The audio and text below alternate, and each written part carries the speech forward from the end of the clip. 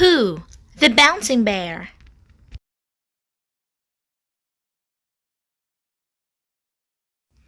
One summer morning, Winnie the Pooh was walking through the 100-acre wood with a close friend.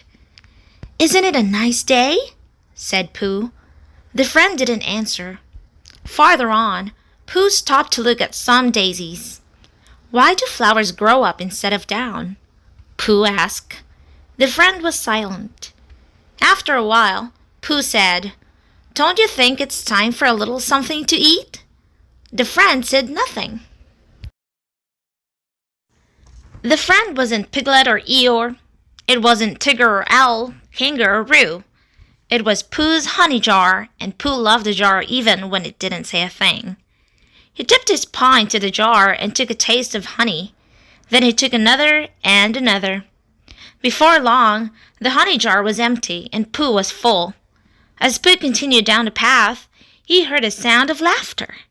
He followed the sound and found Tigger, Kangaroo, and Roo happily bouncing in the meadow. "Hello there, Pooh!" shouted Tigger. "It's a beautiful day for bouncing."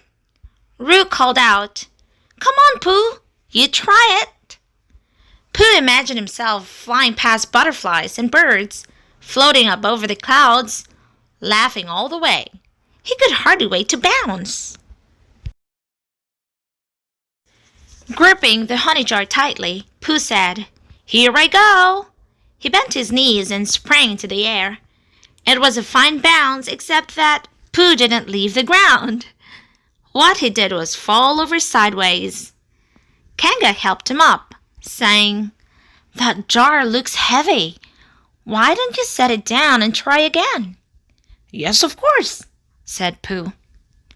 Pooh carefully placed his honey jar in the grass. Then he closed his eyes and bounced as high as he could. "How am I doing?"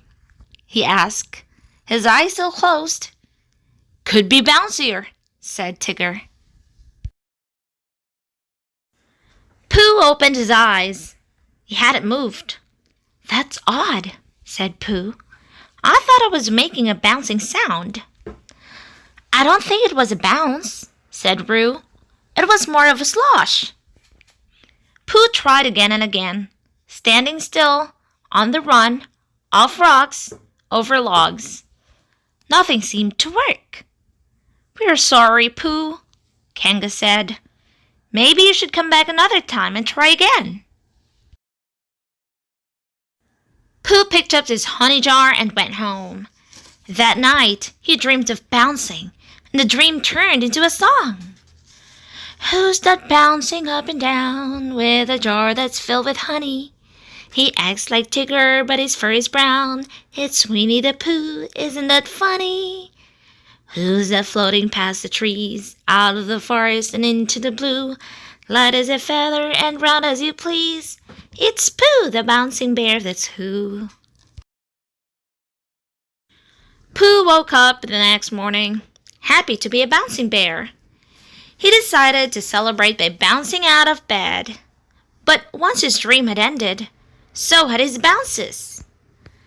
Pooh wanted to bounce as high as he did in his dreams. But, being a bear of very little brain, he didn't know how. So he set out to ask his friends about it. First he went to see Eeyore.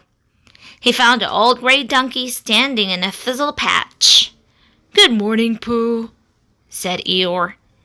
"If it is a good morning, which I doubt." "Eeyore," Pooh said, "I can't bounce." Eeyore shook his head sadly. "One more thing to worry about," he said. "I thought perhaps I could learn," said Pooh. "Of course you could," Eeyore said. "And while we're at it, I'll grow a second tail." Pooh was pleased that Eeyore would have two tails. "Do you think I could swing from them?" asked Pooh. "No," said Eeyore. "You can't swing from them because it won't happen. I'm sorry to tell you this, Pooh, but donkeys don't have two tails, and bears don't bounce." Discouraged, Pooh left the thistle patch. If bears didn't bounce, how could he ever be Pooh, the bouncing bear. Next, Pooh went to see Owl, who was known as the wisest animal in the forest. "Owl," said Pooh, "I was wondering—" "You've come to the right place," Owl declared. "Wondering is a fine thing to do on a day such as this." Pooh was pleased to hear it, even though he didn't know what a day such was. Pooh began again. "Eeyore was just telling me that bears don't bounce and donkeys don't have two tails." "Tails?" said Owl. "Are you referring to my distant cousin, Tommy Tailspin?" "Well, not exactly," said Pooh. "Did I ever tell you how he got his name?" "No," Pooh replied, "but—" Owl continued. "It seems that Tommy wanted to be the fastest bird in the forest. Everyone told him that owls aren't built for speed, but Tommy wouldn't listen. Can you imagine that? He wouldn't listen." Pooh said, "Yes, I can imagine that." "One day," Owl went on, "Tommy flew to the top of a tall tree. Then he dove toward the ground as fast as he could go. Halfway down, he started to spin. Luckily, there were some bushes under the tree. He never tried it again, but they still call him Tommy Tailspin. What do you think of that, Pooh?" "Pooh?" Pooh was hurrying out the door. Hearing Owl talk about Tommy Tailspin gave Pooh an idea.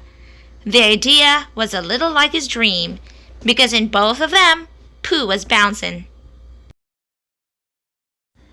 Pooh went to his friend Piglet and said, "Piglet, I need your help with an important idea." "Oh boy," said Piglet. "We'll need a balloon," Pooh said, "because it's a balloonish sort of idea." Piglet found a balloon for Pooh, and together they walked through the forest until they found a tall oak tree. "This tree should be just right," Pooh said. "For what?" asked Piglet. "For bouncing. Eeyore says that bears don't bounce, but perhaps they would if they started from a very high place, such as this tree." "What's the balloon for?" Piglet said. "You'll see." With that, Pooh began to climb. Halfway up the tree, Pooh heard a buzzing sound. He knew that where there is buzzing, there are bees, and where there are bees, there is honey.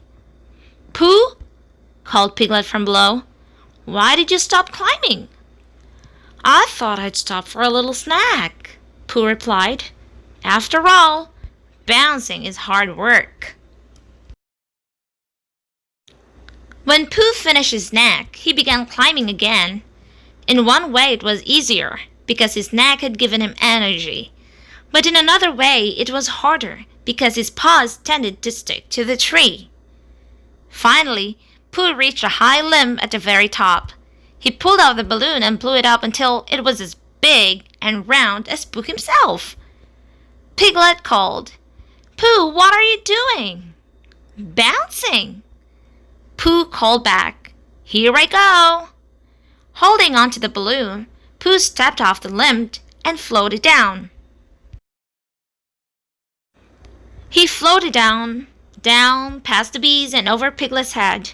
When Pooh touched the ground, he bent his knees and tried to spring back up again, but his feet stayed firmly planted on the ground. Piglet came running up, breathless. "How is it, Pooh? How was your bounce?" "Well," Pooh replied, "it wasn't a fast bounce. On the other hand, it wasn't a slow bounce either. To tell the truth, Piglet, I don't believe it was a bounce at all." As Pooh shook his head sadly, he heard someone whistling. Christopher Robin came strolling down the path. "Christopher Robin," said Pooh, "have you ever tried bouncing?" "I've tried it," said Christopher Robin, "but I'm not very good at it." "Some of us can't bounce at all," Pooh sighed. "Pooh," said Christopher Robin gently, "bears aren't supposed to bounce." "What are they supposed to do?" asked Pooh. "They're supposed to eat honey and be kind to their friends." "Isn't that lucky?" Pooh said. "Those are just the things I like to do." Christopher Robin hugged Pooh and said, "Silly old bear." Christopher Robin took Pooh's hand, and together with Piglet they walked to the meadow where they found Tigger, Kango, and Brew laughing and bouncing. Pooh smiled and decided he could still be Pooh, the bouncing bear. He was bouncing inside, where bouncing really counts.